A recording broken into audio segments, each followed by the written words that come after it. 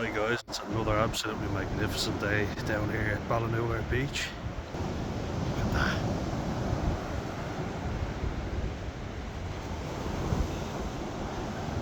It's just in swimming there a second ago. Look at that.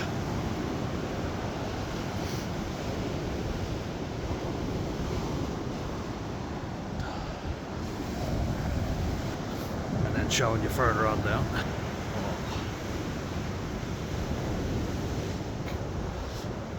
And it hasn't been great earlier today. It was actually shite weather, but now it's really good. It's definitely swimming weather. Oh, it's just like something from a painting. It really is. Oh. What I want to talk about in this video, seeing as I have a few days until my interview comes out, which, you know, cannot wait for. I'm excited and nervous. Me and Robbie have one coming up today, and I'll try and get that uploaded as soon as possible. Robbie, we must go for a swim. Have to get you in, especially when the weather's like this. Got the auto mower back out and cutting away. Got the neighbour's grass done as well, because our neighbour Nico, I hope he's doing well. He had a heart attack, so I went over to cut it for him. They very kindly paid me for it. I didn't ask for any money, but they insisted that I take some money. So can't argue with that. It's not why I was doing it though. But yeah, I was just been thinking, I wanted to kind of make a video touching on why I decided to go on Megan's podcast, Sober Strong. Megan Mellon from Sober Strong, FYI.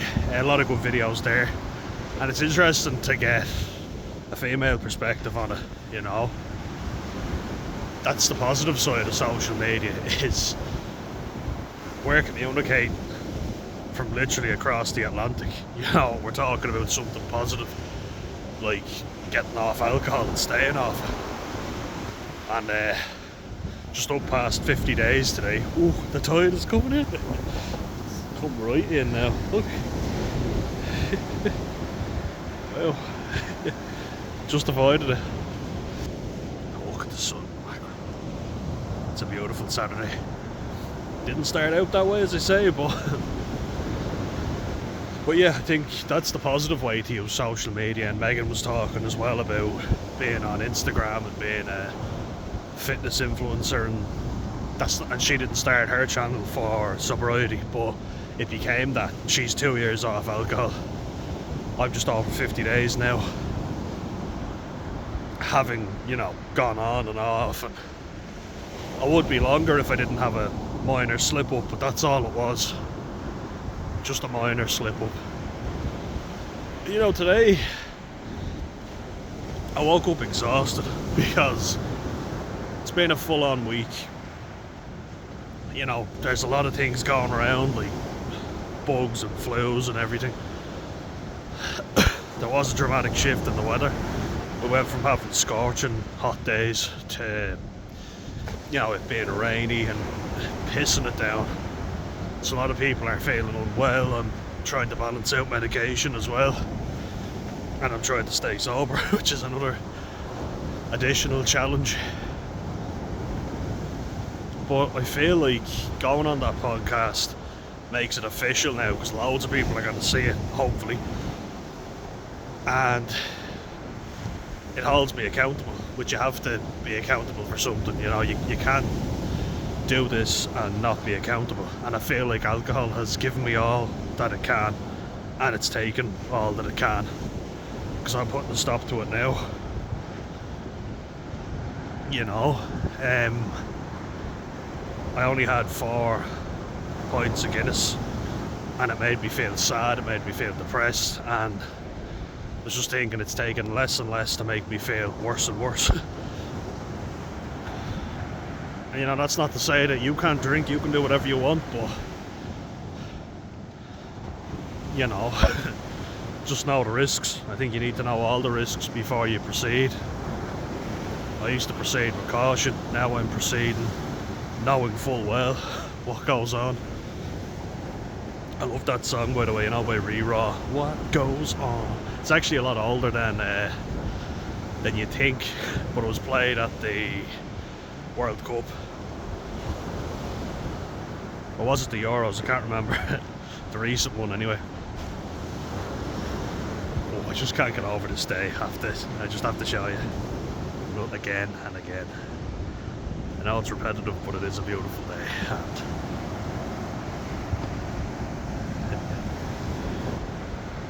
But yeah, I finally think I'm ready.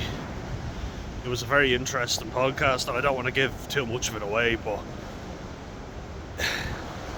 and she's doing the intro, and you have to spice it up and all that, and I get that, but nothing she was saying wasn't true, and I guess that's kind of like, well,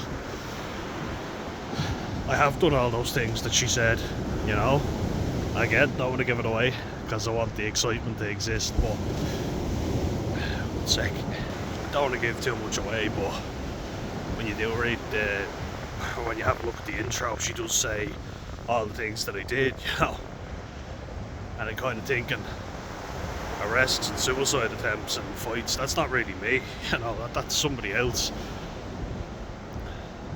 The things that bother me more are the things that I didn't do, the ways that I failed to show up and failed to act when I was extremely anxious and also drinking. Because you do things you'd never normally do. I think we can all agree on that.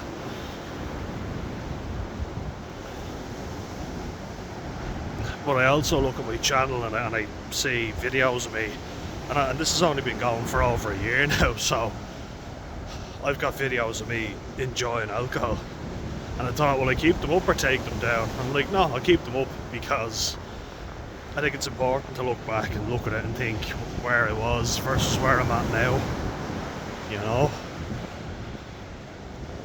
I'm on a completely different path, and it's going to be ups and downs. Inevitably there's going to be ups and downs, but better be able to cope with them now. And have the perfect environment to do that.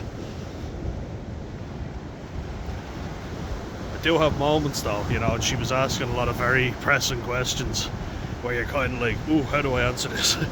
She said I was easy to talk to though, so that's something I'm happy to hear. But you do have to look at it and think, do you miss all the chaos? And that was one of the questions she asked, and I was like, yeah, look, I do, a little bit, I'll be honest, because you're living, you've got all these mad stories to tell, but it was always times when I did something stupid. That's what I noticed. Oh, Dan, remember the time you did that and you did this? And I'm like, a lot of these stories are involving me, What about all the things that you did, And then I realised a lot of people were just using me to get a laugh, take the piss out of me and rip into me, essentially, It's not nice to think of, but a lot of people did it. As with a lot of bad people. And with a lot of people that, were just laughing at me because I was drunk, or they were saying stuff to me and I didn't care because I was drinking. I was still taking it in, what they were saying, and it still, affects me today. I think back to, why didn't I do this and why didn't I do that? I just chose to bury everything, because that was what you do. I think it is interesting that across the pond you can kind of get a different mindset, because she's this real bubbly American woman and I'm a young Irish fella, so it sounds like a romantic novel, doesn't it? But what it is getting two different perspectives on a similar problem. And what came up, when you look at the difference in drinking culture is, I said this as well, jeez, I'll be giving everything away, but I was saying like how Americans say, yo man, you want to split a 6-pack? I was like, 6-pack, and what are you having for yourself? It's like, you bring a 6-pack over to a house, that's like a gift, and what are you drinking? We obviously have more of a binge drinking culture here, I'd say. We put away an awful lot, and we're proud of it. And then you'd kind of go, okay, yeah, I think we have a problem. The thing about Irish people is that we downplay an awful lot of things, you know. We say if someone's a raging alcoholic, what do we say? I'm sure you can all guess what I'm going to say. He's quite fond of the drink, or he's fond of a few drinks. We have little ways of downplaying very serious things. That's probably a defence mechanism, you know. Like, we're known as this outgoing, funny bunch, but actually I think a lot of us are very anxious and shy people, but we don't portray that. We portray people who go out and get pissed all the time. And the stereotype holds true, you know, it has to be. You know, there's a lot of different cultures that say they don't drink, but if you say you're Irish and you don't drink, people are like, what? Are you speaking Chinese to me? Because we're known for it that much, us and I'd say the Scots. We're both up there as heavy drinkers, but which whiskey is the best? I'm going with Jameson, I have to say. But I'm not going to be having that anyway, not in the future. Maybe 0-0 if they ever invent that, but non-alcoholic whiskey. It's going to be a hard sell. Yeah, what being over 50 days sober now is 51 to be precise. Gives me a feeling of I'm far enough away now that I can kind of see myself keeping this up. It doesn't feel like such a massive mountain anymore. You know, and I've done it before, I can do it again. But I have to remember what happens. It starts out as a little bit of fun drinking and then it turns into something really disruptive. And like Megan, this channel was never designed to be about sobriety, you know. And I think that's the main thing. Like, I look back on it and there are videos of me drinking and having a really, really good time, a genuinely good time. And I want to keep that up. You know, I don't want to keep that up as in the drinking. I want to keep the video up so that you can see how I went from that mindset to this mindset. You know, just can't get over how nice it is today. But I want to show you that I was enjoying myself drinking, and I went from that mindset to, look, this isn't serving me anymore. This isn't really giving me the fulfilling feeling, you know, getting rid of the anxiety. It's making the anxiety worse, which it does. It's a depressant, it's a carcinogen, a class A carcinogen. So, you know, it's up there with the likes of formaldehyde, and I mean, it gets converted to something very similar, acetaldehyde. And then from that it's converted to acetic acid, which is vinegar. Essentially, you know, it's a poison. And you know, having done the video yesterday with Megan, and we discussed that in great detail, and she was nodding along and saying, yep, absolutely, it's a carcinogen, cancer causing agent. But then I looked at an alcohol ad, you know, and it was for Madri. I love Madri, or I did, at least. But you know, it's a beer, it's a Spanish beer, and you drink it in the summertime in the heat. And I was looking at it and I was thinking, oh, that looks really good. And then I was like, how the hell did I manage to sell you on that all the time? You know, I was looking at someone then in the pub having a lovely pint of Guinness, and I still think a pint of Guinness is a sight to behold. A well-poured pint of Guinness. This actually had a shit head on it, but that'll just show you, you know, I've decided to quit, but I just keep looking at how well it's presented. That's what I'm noticing. And I keep hearing people comparing alcohol to, you know, other serious class A drugs. And, well, it's not a class A drug, but you know what I mean. Class A drugs aren't advertised. Like imagine seeing an ad for cocaine or people smoking a joint, class B. You just wouldn't see it because people would be like, that's crazy. And yet people do coke every weekend. Some people do it every day and they're seriously risking having a heart attack or a stroke. Looking at down here right now just before we get into that. Oh, look at that. It is magnificent down here. Oh. Beautiful. Absolutely beautiful. Me. Oh yeah, imagine that. Like it would be funny, wouldn't it?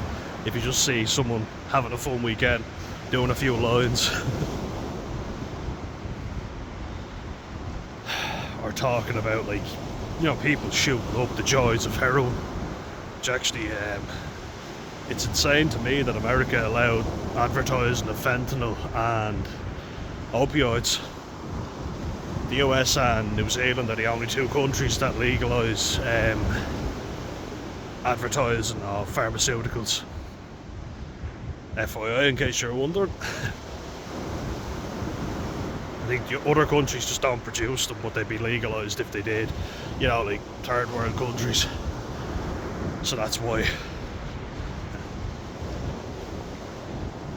Yeah, just check the time, sorry. Yeah. Better head back. Yeah, you wouldn't see it, would you? And every time I look at the ads, I feel nostalgic.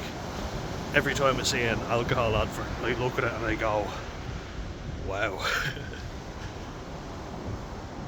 And then I start craving, you know, I get cravings for it, because I'm like, I don't just associate the taste of the beer, I associate it with a good time. That feeling of being carefree, but you're not carefree the next day or the next few days. We all know that. And I've even spoken to people on this channel and, you know, loyal members of the channel who, you know, we've been talking about our favourite alcohols, and I kind of feel like, am I a bit of a fraud or a hypocrite in a way? Maybe.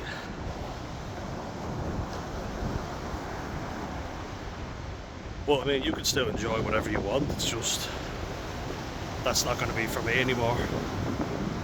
The content will still be good, I hope.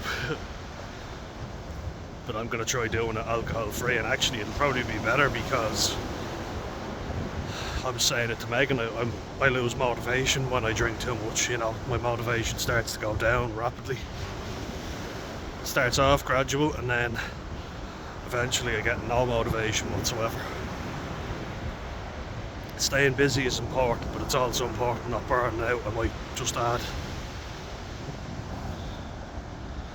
So yeah, I went on the Sober Strong podcast last night just to, or yesterday evening if you're in Idaho, 8 PM Irish time, 1 PM Idaho time. But I went on it just to kind of hold myself accountable and go, look, if I go on this, then I'm saying to the world that I'm sober and I'm going to try and stay sober. And why did I get there in the first place? So nice. And if I do that, next thing you know I'm drinking. Well, I'm a bit of a fraud, haven't I? So can't be doing that. So I think more than anything it's to hold myself accountable. Like making these videos on sobriety, I hope that it'll help you guys. I've heard so many people say that doing it in moderation is no good either. And I think that's true, you know. I think we look forward to it when we've had a stressful week at work. We smoke cigarettes on our lunch break. All of which is going to kill us.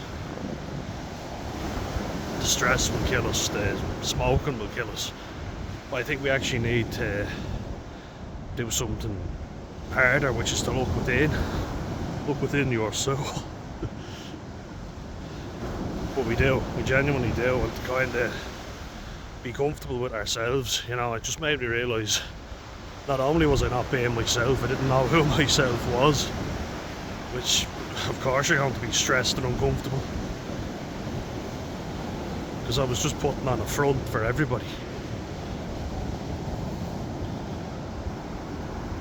But through all that, I found the courage to make all these videos, you know, and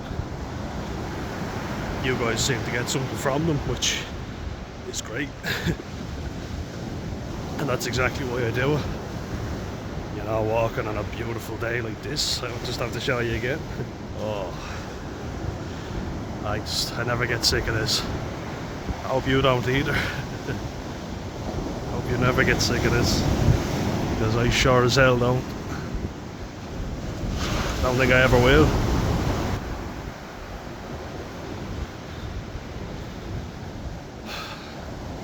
Yeah, you know, it has been difficult losing friends, and like some people, you know, even just on Snapchat, getting a message not meant for me going, oh, he's always sending me stuff about him down at the beach with his dog, and they find that boring because they love the chaotic Dan who goes out and drinks and gets into trouble. That's entertaining, that's fun. But I'm not there to entertain anybody, you know. I don't have to. Like you said, it's always Dan, remember when you did this and you did that. And like, yeah, well, entertain yourselves now, because I've got other things to be doing, like this channel where I entertain people sober. Hopefully, you know, I do a better job of that when I'm sober than when I'm drunk. Well, you know, like when Megan did ask me that, it's like, do you miss the chaos of it? I miss the stories, you know, because you've got all these funny things to talk about. You know, at the time, it probably wasn't funny, but looking back, you laugh on it. And I kind of do think, yeah, am I boring now? And that's always a fear. Am I boring? You know, am I worth knowing when I'm sober? And I think so. I think this channel has proved that there's a lot of people out there who think I am worth knowing, which is great, you know, and long may it continue. I want it to just keep growing and growing like a virus.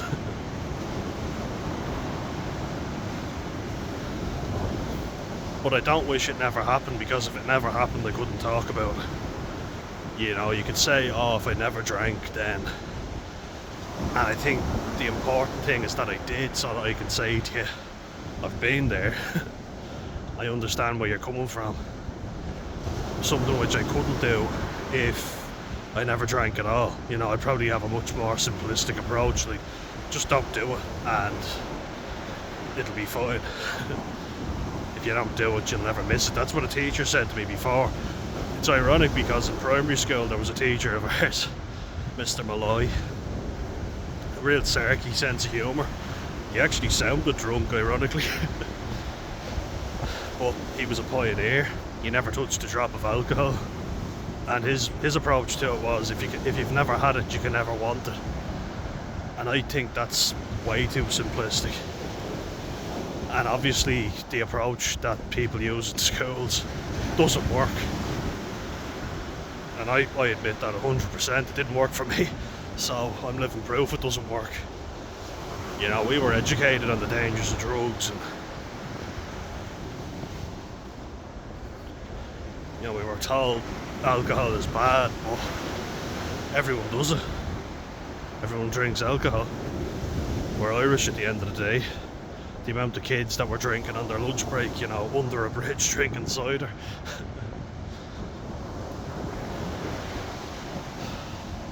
And then when you get to college, the amount of events that are catered to drinking. Like, you know, I talked about before, but we were going to a pub before, then we were going to an off licence to get more alcohol, and then we were going to a nightclub. So 3 separate places where alcohol is everywhere. You can have as much as you want. and then eating shite food, but then talking about our mental health, you're kind of there thinking to yourself, well, is my mental health not getting fucked up by all the drinking I'm doing and all the bad food?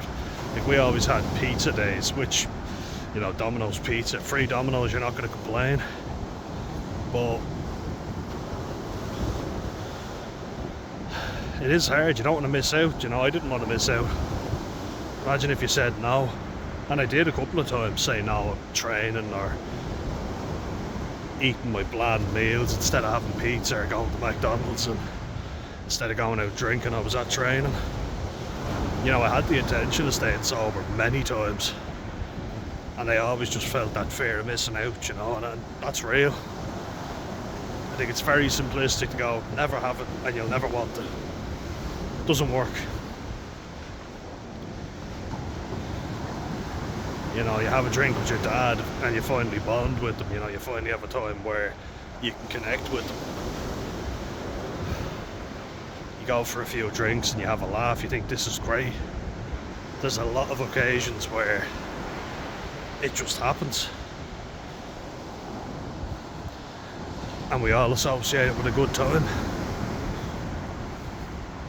I guess you have to find something to replace it, because if you don't do that, then it's going to be the only thing that gives you a sense of meaning in life. Do you want that? Because I certainly don't anymore. I think it's taken more than it's given.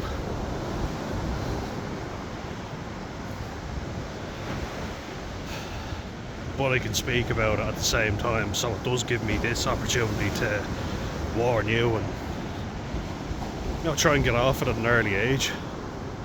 I don't want to get to a point where I'm dying of liver cirrhosis, pancreatitis, you know. It can cause heart disease as well, fatty deposits in the heart. So who thinks about having a heart attack when they drink alcohol? We always just assume that's smoking, and yet people still smoke. We're more educated now with the dangers of drugs like alcohol and cigarettes than we've ever been before, and yet I continue to keep doing it. I know lots of people who do as well. And why do they do that? They know how bad it is, and yet they keep doing it. They keep poisoning their bodies knowingly. Because in the moment you're anxious, you know, you want to feel good. So you have a pick-me-up. It's hard to break out of that. And that's why going day by day is the best approach. Giving yourself the thing of, I can never drink again, it's too much. I think, whatever you think about AA, I think that approach is good. Let's not try to conquer everything all at once, let's do it one step at a time. That's what I'm going to aim to do, and I hope you'll join me for the ride. Because you can't do it alone. A lot of people try on their own and fail, you know.